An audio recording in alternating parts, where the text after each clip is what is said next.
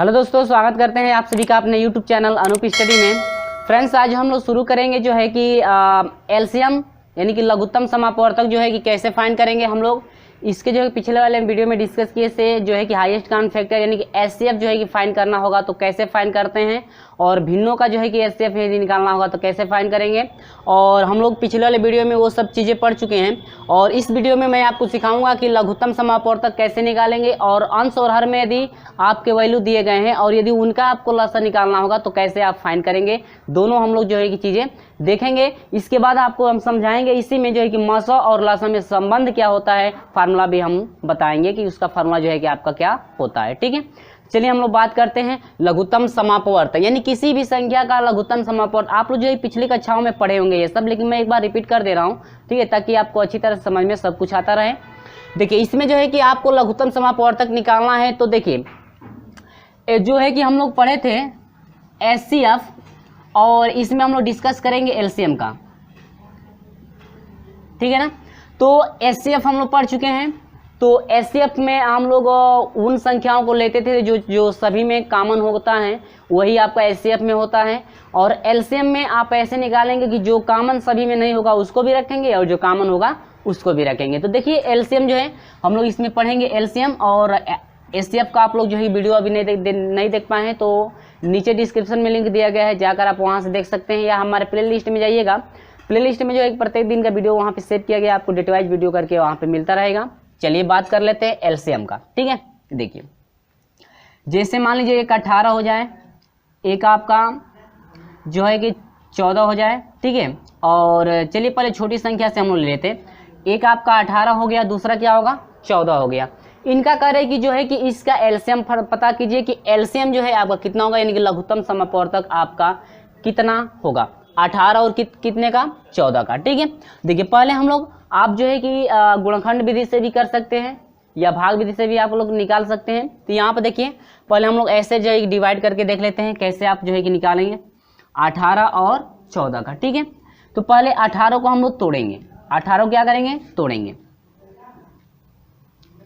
तो 2 गुणे 3 गुणे क्या 3, यानी कि 18 को आप लिख सकते हैं 2 गुणे 3 गुणे 3। अब आप लोग सोच रहे होंगे ये कैसे हम लिख दिए, तो देखिए पहले 18 को ऐसे कटा लीजिए, पहले 2 से कटेगा 2 9 18, फिर 3 से कटेगा 3 लिखे ना, फिर 3 से कटेगा 3 का 3, यानी कि आपकी संख्या कटी है किससे 2 से 3 से और 3 से, 2 3 3 से कटा है ना, यानी कि 2 गुणे 3 गुणे 3, इनसे तो कट गया। अब देखिए अब आप 14 को क्या लिख सकते हैं, फिर ऐसे ही नहीं है तो आप 14 को भी डिवाइड कर लीजिए, 2 7 14 7 बार में कटेगा, 7 7 से ही कटेगा, 7 एकम 7, यानी कि ये कट गया है 2 गुणे कितने से 7 से। अब आपको निकालना है क्या एलसीएम। तो एलसीएम निकालना है, तो एलसीएम का मतलब यह होता है कि देखेंगे कि कौन ऐसी संख्या है जो सबसे अधिक बार आई है, उसी को आप लेंगे। इसमें देखिए इसमें 2 एक बार है, इसमें 2 एक बार है, तो सबसे अधिक बार 2 कितना है, एक ही बार ना 2 है, एक बार 2 लिख दिए गुणे। इसके बाद 3 को देखिए, इसमें 3 2 बार है, इसमें 3 है ही नहीं है, तो सबसे ज़्यादा जो है 3 कितना बार आया है 2 बार, तो यानी कि आप लिख लेंगे 3 गुणे 3। 7 इसमें एक बार है, इसमें 7 है ही नहीं है, तो गुणे कितना हो जाएगा 7, ठीक है। तो आपका हो जाएगा कितना, देखिए 3 दूनी के 6 हो जाएगा, और 3 7 21, फिर मल्टीप्लाई करा दीजिए, 6 एकम 6 हो गया, और 6 दूनी के 12। आप लोग जो है मल्टीप्लाई देख सकते हैं कहीं गलत ना हो, ठीक है। मल्टीप्लाई करने में मुझसे बहुत ज़्यादा गलती हो जाता है, ठीक है ना, तो आप लोग सही कर लेंगे। तो आपका हो गया 126, ठीक है। 3 दूनी के 6 हुआ, 7 3 के 21 होगा, 6 एकम 6 और 6 दूनी के 12, ठीक है। ये आपका एलसीएम रहा, और इसमें थोड़ा एचसीएफ भी समझ लीजिए, क्योंकि हम लोग पिछले वाले वीडियो में पढ़े हैं, इसमें भी ज़रा समझ लीजिए एचसीएफ। तो एचसीएफ आप निकालेंगे तो क्या, तो एचसीएफ का हाईएस्ट कॉमन फैक्टर, यानी कि जो सबसे आपका जो है कि हाईएस्ट कॉमन फैक्टर में वही अंक आता है, वही अंक आपका आता है जो सभी में उभयनिष्ठ हो, यानी कि जो अवयव जो संख्या सभी में उपस्थित होगी वही आपका हाईएस्ट कॉमन फैक्टर होता है। तो आप देखिए इसमें 2 इसमें भी है, 2 इसमें भी है, ये 2 कॉमन है क्योंकि दोनों में मौजूद है। क्या और ऐसी संख्या है जो दोनों में मौजूद है, नहीं है ना, तो आपका सिर्फ हाईएस्ट कॉमन फैक्टर में कितना हो जाएगा 2। यदि मान लीजिए सपोज दैट एक और 5 होता, अब गुणे 5 होता, इसमें भी 5 होता। देखिए अब यहाँ पर जैसे 5 एक बार हो गया, 5 दोनों में उपस्थित है, एक बार क्या हो जाएगा 5। लेकिन आपका सिर्फ हम लोग का 2 ही मिल रहा है, तो आपका जो है कि हाईएस्ट कॉमन फैक्टर की बात करें तो हाईएस्ट कॉमन फैक्टर में कितना हो जाएगा 2, यानी कि मासा आपका 2 हो जाएगा। और एलसीएम की बात करें तो एलसीएम हो जाएगा 126। तो फ्रेंड्स ये सब चीज़ें आप लोग याद रखेंगे, ताकि हम लोग जब भी प्रश्नों का सोल्यूशन कराएंगे हम आपको अच्छी तरह से हर एक चीज़ें याद होनी चाहिए, ठीक है ना। इतना कन्फर्म हुआ। चलिए तो बढ़ते हैं इसके बाद अगले टॉपिक की तरफ। अगला टॉपिक है आपका यानी कि भिन्नों का लघुत्तम समापवर्तक ज्ञात करना, यानी कि भिन्न में यदि रहता है लघुत्तम समापवर्तक तो कैसे हम फाइंड करते हैं। देखिए इसमें थोड़ा एक और हम समझा देते हैं, थोड़ा और बड़ा सा लेकर के हम लोग समझ लेते हैं कि जो है कि लसा कैसे निकालेंगे बड़े में। देखिए 20 ले लीजिए, 30 ले लीजिए और आप एक संख्या 100, ये 30 ले लीजिए, एक संख्या 100। देखिए तो लसा 2 तरीकों से आप निकाल सकते हैं। आप लसा ऐसे भी निकाल सकते हैं, 2, 30 और 100 ऐसे भी आप लसा निकाल सकते हैं, लेकिन मैं ऐसे गुणनखंड विधि से मैं बता रहा हूँ, तोड़ कर उसको कैसे जाएगी फाइंड करेंगे लसा, ठीक है ना। चलिए देख लीजिए, तो आप जो है कि वैसे भी फाइंड कर सकते हैं। एलसीएम थोड़ा बड़ा मान होता है, थोड़ा दिक्कतें भी होती हैं, तो ऐसे में हम लोग ऐसे हल कर लेंगे। आप जैसे जिस जो है कि आपको आसानी पड़ी, या तो ऐसे आपको इजी पड़ रहा है तो आप ऐसे भी निकाल सकते हैं, और नहीं तो आप ऐसे भी निकाल सकते हैं। तो चलिए 20 को तोड़ेंगे, तो 20 को क्या लिख सकते हैं 2 गुणे 2 दूनी के 4 और 4 पचे 20, यानी कि 20 को लिख सकते हैं 2 गुणे 2 गुणे 5। देखिए मैं बेसिक से सिखा रहा हूं तो आपको हर एक चीज़ें मैं विस्तार से बताते चलूंगा, ठीक है। पहले 2 से कटेगा 20 को, तो ये 10 हो जाएगा, फिर 2 से कटाएंगे 5 हो जाएगा, क्या 5। तो आपका किन किन संख्याओं से कट गया 20, 2, 2 और 5 से कटेगा, तो 2 गुणे 2 गुणे 5 ऐसे हम लिख दिए। इसके बाद 30 की बात है करें तो चलिए हम लोग 30 को भी कटा कर देख लेते हैं। 30 को डिवाइड कर लीजिए, तो 2 से कटेगा 15 हो जाएगा, फिर 3 से कटेगा, 3 पच्ची 15, 5 हो जाएगा, एक 5 कम 5। तो 30 जो है किस किस संख्याओं से कटा है, एक 2 से कटा है, एक 3 से कटा है, एक किस से कटा है 5 से। इतना कन्फर्म है। अब बात करते हैं 100, तो 100 किन किन संख्याओं से कटेगा उनको जरा डिवाइड करके देख लेते हैं। तो 100 को कटाएंगे तो ये 50 हो जाएगा, फिर 2 से कटाएंगे तो 25 हो जाएगा, फिर आप 5 से कटाएंगे, 5 पचे 25, फिर 5 से कटाएंगे 5 कम 5। यानी किन किन संख्याओं से कट गया है 2 से 5 से और 5 से। इतना कन्फर्म है ना। ये जो डिवाइड हुआ है आपको समझ में आ रहा है कैसे डिवाइड हो रहा है। अब देखिए आपको निकालना है क्या एलसीएम, क्या निकालना है एलसीएम। देख लीजिए, तो सबसे पहले एलसीएम में आपको ये देखना है कौन ऐसा अंक है जो सबसे अधिक बार आया है, कौन ऐसा अंक सबसे जो अधिक बार आया होगा, जिसमें अधिक बार आया होगा जो अंक वैसी को हम लोग लेंगे।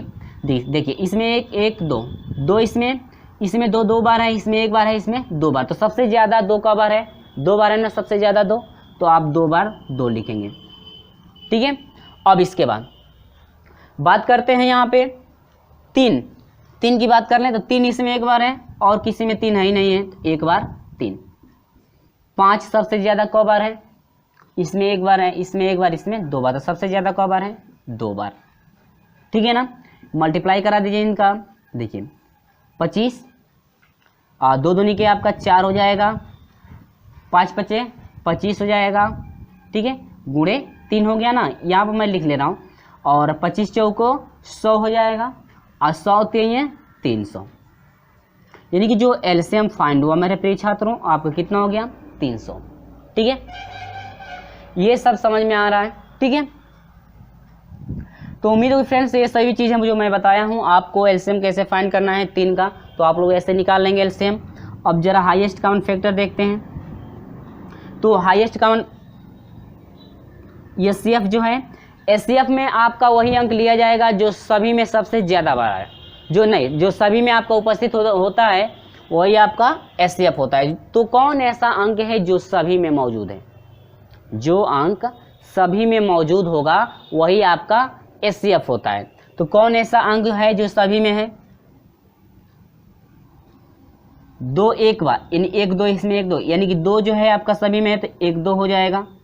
और कोई है इसमें 3 है, इसमें 2 है, इसमें 2 है, इसमें 2 है ही नहीं है, और तो 2 भी नहीं रहेगा। 3 इसमें है, 3 इसमें भी नहीं, इसमें भी 3 भी नहीं है, इसमें एक बार 5 है, इसमें भी एक बार 5 है, इसमें भी एक बार 5, तो 5 एक बार सभी में है ना, तो एक बार गुणे क्या हो जाएगा 5, यानी कि ये हो जाएगा 5 दूनी के 10। तो हाईएस्ट कॉमन फैक्टर आपका 10 हुआ। और एलसीएम की बात करें तो एलसीएम आपका कितना हो गया 300। ठीक है, तो ये चीज़ें समझ में आ गई हैं, अच्छी तरह समझ में आ गया है ना। चलिए अब बढ़ते हैं हम लोग अगले टॉपिक की तरफ। अगला टॉपिक है आपका भिन्नों का लघुत्तम समापवर्तक ज्ञात करना है। भिन्न में जैसे दिया गया है तो भिन्न का जो है कि लघुत्तम समापवर्तक कैसे निकालेंगे उसका फार्मूला पहले मैं रखता हूँ, उसके बाद आपको एग्जाम्पल बताऊंगा। चलिए इसको भी देख लेते हैं।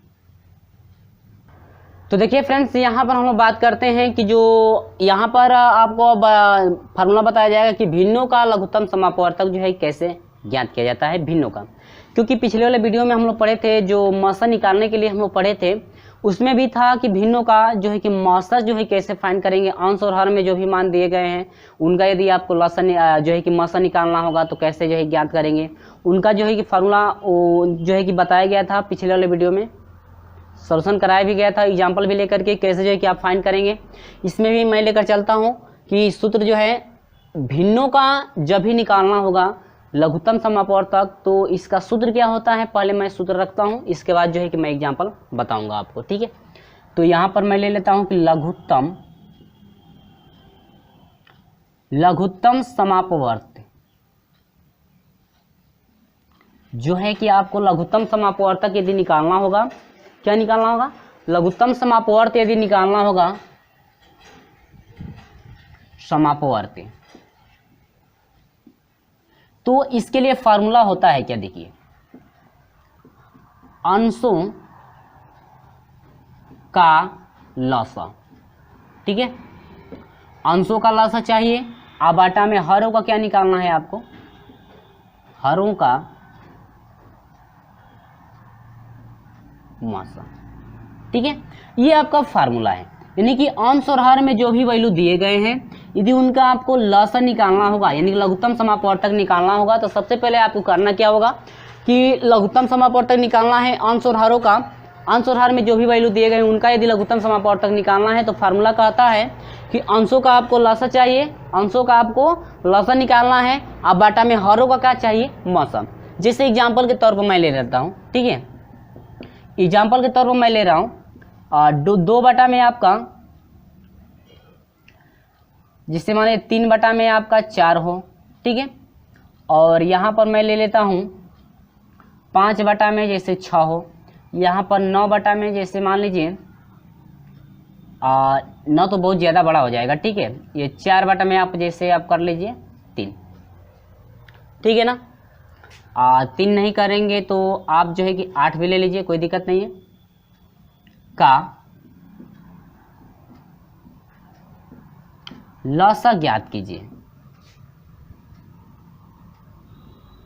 ठीक है ना, यानी कि 3 बटा में 4 है, 5 बटा में 6 है और 4 बटा में 8 जो है इसका आपको क्या निकालना है, लसा निकालना है। देखिए यहाँ पर आप डिवाइड भी कर, 4 एकम 4, 4 दूनी के 8, डिवाइड भी कर सकते हैं, लेकिन मैं डिवाइड नहीं कर रहा हूँ, ऐसे जो है कि आपका सोल्यूशन मैं कराऊंगा। ठीक है, आपको सिर्फ समझना है कैसे आप अंश और हर में होगा तो आप जो है कैसे फाइंड करेंगे। यहाँ पर आप डिवाइड करके निकाल सकते हैं, कोई दिक्कत नहीं है, लेकिन मैं यहाँ पर डिवाइड नहीं करूँगा ताकि आपको अच्छी तरह समझ में आ जाए। देखिए लसा निकालना है ना, तो लघुत्तम समापवर्तक निकालने के लिए फार्मूला कहता है कि अंशों का पहले लसा चाहिए, तो अंशों का पहले लसा, अंश कितना है 3। ठीक है, एक क्या है 5, दूसरा क्या है 4। अंशों का पहले लसा निकालने, तो 3 को 3 लिख सकते हैं तोड़ करके, 5 को 5 लिख सकते हैं, 4 को लिख सकते हैं 2 गुणे 2, तोड़ सकते हैं। तो अंशों का लसा यहाँ पर लिख लेते हैं, मैं विस्तार से समझा रहा हूँ। ठीक है, आप डायरेक्ट भी कर सकते हैं, अंशों का लसा। तो अंशों का लसा कितना हो जाएगा, लसा क्या होता है, जो कॉमन होगा उसको भी, जो कॉमन नहीं होगा उसको भी। तो इसमें 3 एक बार है, एक बार 3 ले लीजिए, इसमें 5 एक बार है तो एक बार 5 ले लीजिए, इसमें 2 2 बार है तो 2 को क बार 2 बार, सबसे ज़्यादा, सबसे जो अधिक बार अंक होगा जिसमें उसको लिखते हैं। ठीक है, अब देखिए 5 3 15 हो गया, 15 दूनी के 30 हो गया, 30 दूनी के कितना हो जाएगा 60। यानी कि जो अंशों का लसा है मेरे प्रिय छात्रों आपका कितना हो गया 60 हो गया। अब इसके बाद क्या करना है, हर जो है हर का क्या निकालना है आपको, मासा। तो हरों का मासा हर कितना कितना है, यहाँ पर हम लोग फाइंड कर लेते हैं भाई।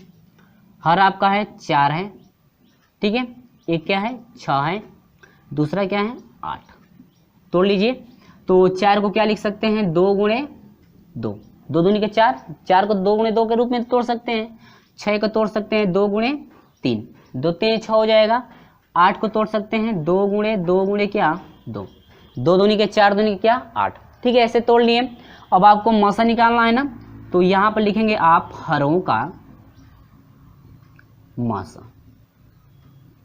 तो हरों का मासा, मासा पता है ना किससे कहते हैं, यानी कि जो अवयव सभी में कॉमन होता है वही आपका मासा कहलाता है। देखिए कौन सा अवयव है, यानी कि 2 जो है सभी में, देखिए ये जो 2 है आपका सभी में उपस्थित है, ये 2 आपका सभी में उपस्थित है। क्या और 2 कोई सभी में है, इसमें 2 है ठीक है, लेकिन इसमें 2 गायब है, इसमें नहीं है, इसमें 2 एक बार है, लेकिन सभी में तो होना चाहिए तभी तो मासा होगा। तो इसमें 2, यानी कि आपका मासा में कितना हो जाएगा 2 हो गया। ठीक है, फार्मूला क्या कहता है, कहता है कि लघुत्तम समापवर्तक बराबर होता है अंशों का लासा बटा में क्या हरों का मासा। तो यहां पर मैं एक बार फार्मूला रख लेता हूं, लघुत्तम ठीक है समापवर्त्य बराबर कहता है कि अंशों का लासा, अंशों का लासा का मतलब क्या, किसका किसका 3 5 और 4 का लसा। अब बटा में आप देखिए हरों का मासा, हर क्या क्या है इसमें 4, 6 और 8 का मासा। ठीक है, यानी कि 3 5 और 4 का आपको लासा चाहिए और 4 6 और 8 का क्या मासा। तो हम लोग फाइंड कर चुके हैं ना फ्रेंड्स। देखिए 3 5 और 4 का लासा कितना है, 3 5 और 4 का लासा कितना है 60। तो ये आपका रख दें हम 60 बटा में। इसके बाद 4 8 और 4 6 और 8 का मासा कितना है, आप देखिए मासा कितना है आपका 2। इतना कंफर्म है, इतना आपको अच्छी तरह समझ में आ रहा है ना। यानी कि आप कहोगे 60 बटा में कितना 2, यानी कि लघुत्तम समापवर्तक 60 बटा में 2, या इसको डिवाइड कर सकते हैं 2 से 60 को डिवाइड करें 2 3 6, यानी 30 दूना के 60, आपका हो गया क्या 30। ये रहा आपका आंसर, यानी कि आपका आंसर मिला, यानी कि 3 बटा में 4 और 5 बटा में 6 और 4 बटा में 8 का यदि लासा निकालते हैं तो लासा आपका फाइंड हुआ कितना 30। फ्रेंड्स उम्मीद होगी कि ये सभी क्वेश्चन आपको समझ में आ रहे हैं जो भी मैं एग्जांपल द्वारा आपको समझाया हूँ। ठीक है, तो चलिए अगला टॉपिक, ये लास्ट टॉपिक है, इसके बाद अगले वीडियो में हम आपको जो है एक प्रश्नों का सॉल्यूशन कराएंगे।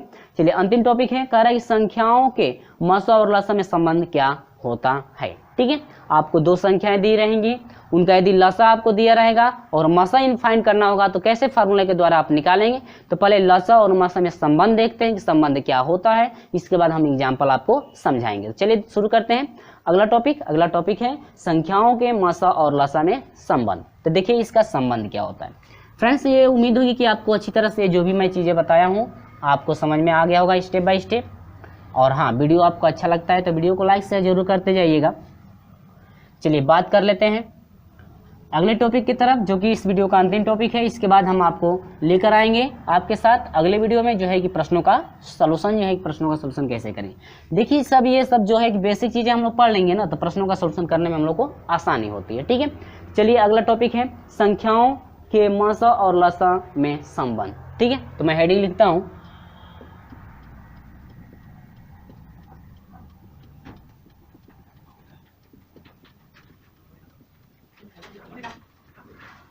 संख्याओं के लासा और मासा में जो है कि संबंध क्या होता है उसको आप समझिए। ठीक है, मैं फार्मूला यहाँ पे रख लेता हूँ कि फार्मूला आपका क्या है।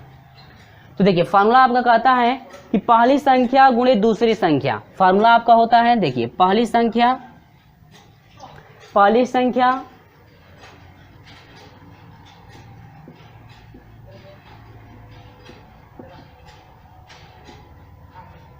संख्या गुणे क्या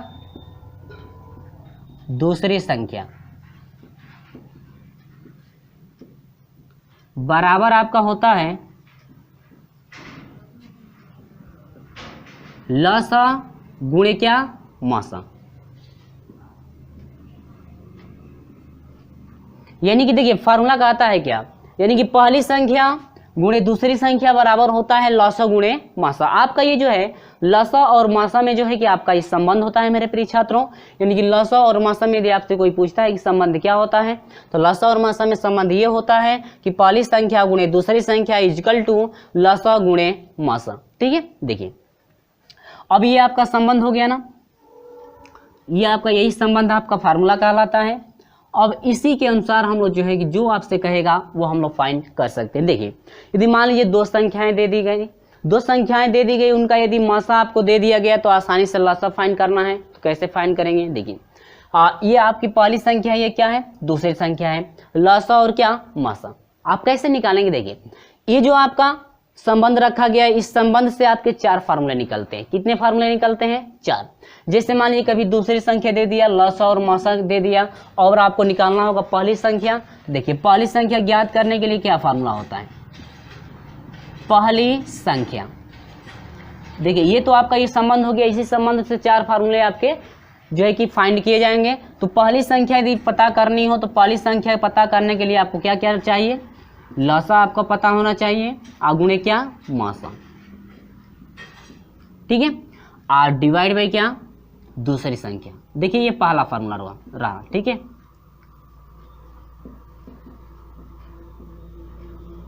यानी कि आप जो है ये आपका नंबर 1, यदि पहली संख्या आपको फाइंड करना हो तो पहली संख्या फाइंड आप तभी कर सकते हैं जब लसा और मासा पता हो और क्या? दूसरी संख्या। यानी कि लसा पता हो और मासा पता हो और दूसरी संख्या पता हो तो आसानी से आप पहली संख्या इससे प्राप्त कर सकते हैं। चलिए अगला टॉपिक, अगला क्या है? इसी के अनुसार यदि दूसरी संख्या आपसे पूछता हो तो दूसरी संख्या पूछता है तो क्या करेंगे? दूसरी संख्या बराबर आपका हो जाएगा फार्मूला लसा। ठीक है, लसा चाहिए, इसके बाद क्या चाहिए? लसा और मासा चाहिए, बटा में क्या? पहली संख्या।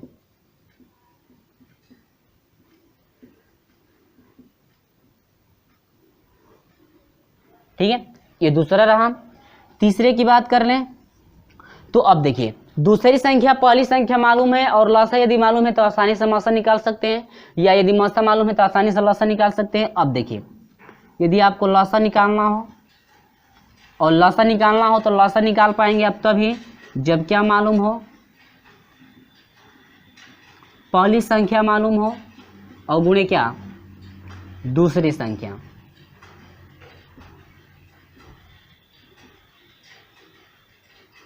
आप बाटा में क्या मालूम हो? दूसरी संख्या है। ठीक है, बाटा में आपको क्या मालूम हो? मासा। अब इसके बाद लास्ट है 4 नंबर पे आता है मासा। यदि पता करना हो तो मासा के लिए क्या क्या पता होना चाहिए? मासा पता करना हो तो आपको मासा के लिए चाहिए पहली संख्या मालूम होनी चाहिए, पहली संख्या गुणे दूसरी संख्या पता होनी चाहिए। अब बाटा में आपका होना चाहिए क्या? लसा। ठीक है, अब देखिए पहली संख्या यदि पता करना हो आपको और यदि मासा लसा और मासा दिया हो और दूसरी संख्या भी दिया हो और कह रहे कि पहली संख्या क्या होगी, तो लसा और मासा में यदि दूसरी संख्या से यदि भाग दे देते हैं और जितना मान आपको मिलता है वही आपका कहलाता है क्या? पहली संख्या। ठीक है, आगे बढ़ते हैं। दूसरी संख्या पता करना हो तो दूसरी संख्या पता करने के लिए आपको लसा और मासा चाहिए, और लसा और मासा में यदि पहली संख्या जो पता है उससे यदि डिवाइड कर देते हैं, यानी पहली संख्या से भाग देते हैं लसा और मासा में, तो आसानी से जो संख्या मिलती है फ्रेंड्स वही आपकी कहलाती है क्या? दूसरी संख्या। ठीक है, आगे बढ़ते हैं। लसा यदि निकालना हो तो लसा ज्ञात तभी कर पाएंगे आप लोग जब पहली संख्या पता हो और दूसरी संख्या पता हो, और मासा पता हो तो मासा से पहली संख्या और दूसरी संख्या का आपस में मल्टीप्लाई करके मासा से यदि भाग दे देते हैं तो आसानी से जो संख्या मिलती है वही आपकी क्या कहलाती है? लसा। ठीक है, और मासा आपको पता करना हो तो लसा से यदि पहली संख्या दूसरी संख्या को भाग देते हैं तो आसानी से मिलता है क्या? आपका मासा। तो फ्रेंड्स जो भी मैं ये एग्जाम्पल आपको बताया हूँ आपको अच्छी तरह से सब चीज़ें जो है कि आपको समझ में आ रही होंगी। इसके बाद हम लोग जो है एग्जाम्पल इस पे समझ लेते हैं। एक ही एग्जाम्पल समझेंगे, या तो पहली संख्या पर समझिए, या तो दूसरी, या तो लस या तो मस। किसी एक पे जो है कि हम लोग एग्जाम्पल अभी जो है कि मैं समझाऊंगा आपको। इसके बाद जो है कि आपसे हम मिलेंगे अगले वीडियो में, जो कि अगले वीडियो में जो है कि आपके प्रश्नों का सॉल्यूशन कराया जाएगा। तो फ्रेंड्स, अभी तक का वीडियो आपको वास्तव में अच्छा लगा है तो वीडियो को एक लाइक जरूर कर दीजिएगा, और साथ में हमारे अभी तक नहीं जुड़ पाए हैं तो चैनल को सब्सक्राइब करके जुड़ जाइएगा। चलिए बात करते हैं अगले टॉपिक की तरफ। इसका जरा हम लोग एग्जाम्पल समझ लेते हैं कि एग्जाम्पल आपका क्या कहता है। ठीक है, देखिए। तो चलिए फ्रेंड्स, मैं आपके पास जो है कि एक एग्जाम्पल लेकर आ गया हूँ। ठीक है, ये एग्जाम्पल है जो है फार्मूले के अनुसार हम लोग समझेंगे कौन सा फार्मूला आपका जो है कि लागू किया जाएगा। दे रहा है कि दो संख्याओं का लसा और मासा क्रमशः, यानी कि जो पहला, देखिए पहला लसा दे रहा है और दूसरा मासा, तो इसमें पहला लसा होगा और दूसरा क्या होगा, मासा। तो दे रखा है कि लसा और मासा जो है क्रमशः 2079 है और 27 है, यानी कि 2079 कह सकते हैं ऐसे, और 27 है। इनमें से एक संख्या आपकी 189 हो तो दूसरी संख्या क्या होगी। एक संख्या जो है कि 189 है, एक संख्या 189 है और लसा आपका 2079। ठीक है, और इसके बाद मसा आपका 27 है। तो इनमें से कह रहे हैं कि एक संख्या आपका 189 है, तो तब जो है दूसरी संख्या क्या होगी। इनमें जो है पढ़ने में इसको बहुत कंफ्यूजन होता है। ठीक है ना, मुझे पढ़ने में बहुत कंफ्यूजन होता है कि क्या उसे पढ़ा जाएगा। ठीक है, तो आपका जो है कि लसा आपका दे रखा है इतना और मसा आपका दे रखा है इतना और पहली संख्या दे रखा है, तो आपको क्या फाइंड करना है, दूसरी संख्या पूछ रहा है। तो देखिए, दूसरी संख्या फाइंड करने के लिए फार्मूला है ना, दूसरी संख्या फाइंड करने के लिए फार्मूला कहता है कि दूसरी संख्या, देखिए मैं फार्मूला रखता हूं, दूसरी संख्या बराबर आपका होता है लसा गुणे क्या, मासा। ठीक है, लसा गुणे मासा बाटा में क्या, पहली संख्या। ठीक है फ्रेंड्स, आपको ये अच्छी तरह समझ में आ रहा है। यहां पर देखिए लसा आपका कितना दे रखा है, 2079। ठीक है, और इसके बाद मासा दे रखा है 2 और 7, बाटा में आपका पहली संख्या कितना दे रखा है, 189। और इसके बाद इसको हम लोग डिवाइड करेंगे। डिवाइड करने के बाद देखिए 189 से जो है कि 2079 को यदि डिवाइड करते हैं तो आपको कितना बार में कट जाएगा, 11 बार में। डिवाइड करके आप देख सकते हैं 11 बार में कट जाएगा। और ये बच गया आपका 11 गुणे क्या, 200, 11 गुणे 27, और 11 से 27 में हम लोग गुणा करना है। तो 11 7 77 को 7 हुआ, 11 दूनी के 22 हुआ, 22 7 कितना हो जाएगा, 29। यानी कि जो मेरे प्रिय छात्रों आपकी दूसरी जो संख्या होगी, ठीक है, दूसरी जो संख्या होगी मेरे प्रिय छात्रों, दूसरी संख्या आपकी हो जाएगी कितना, 2200 कितना, 97। दूसरी संख्या कितनी हो जाएगी, 297 हो जाएगी। तो ये आपका रहा एग्जाम्पल, एक एग्जाम्पल मैं लेकर चला। ठीक है, ऐसे भी आपको कोई भी संख्या देता है तो आप तुरंत फाइंड कर सकते हैं। कभी कहता है कि पहली संख्या दो संख्याएं क्रमशः इतना इतना, दो संख्याएं आपको दे देगा, क्रमशः इतना इतना करके दे देगा। आपको कहेगा कि मासा आपका इतना है, तो आप लसा फाइंड कीजिए, तो तुरंत आपको लसा वाला फार्मूला लगाना होगा। तो मेरे प्रिय छात्रों, आपको जो भी चीज़ें बताई जा रही हैं, आप जो है कि अच्छी तरह से इसे रिवाइज करेंगे और प्रत्येक चीज़ों को याद रखेंगे कि फार्मूला क्या चला था और कैसे जो है कि हम लोग क्या कब फाइंड कर सकते हैं। सभी फार्मूले आपको जो है कंप्लीट होने चाहिए ताकि आपको प्रश्नावली में जो है कि दिक्कत ना हो। तो फ्रेंड्स, जो भी मैं क्वेश्चन बताया हूँ, आपको उम्मीद है कि आपको अच्छी तरह से सभी जो एक प्रश्नों का सॉल्यूशन समझ में आ गया होगा। और हाँ, अभी तक का वीडियो आपको अच्छा लगा है तो वीडियो को लाइक शेयर जरूर कर दीजिएगा, और हमारे साथ अभी तक नहीं जुड़े हैं तो चैनल को सब्सक्राइब करके जुड़िएगा, साथ में बेल आइकन को प्रेस भी कर दीजिएगा ताकि जब भी नई वीडियो आपके लिए अपलोड की जाए आपको समय से नोटिफिकेशन पहुंचते रहे। तो चलिए फ्रेंड, मिलते हैं आपसे अगले वीडियो में, तब तक के लिए बाय बाय।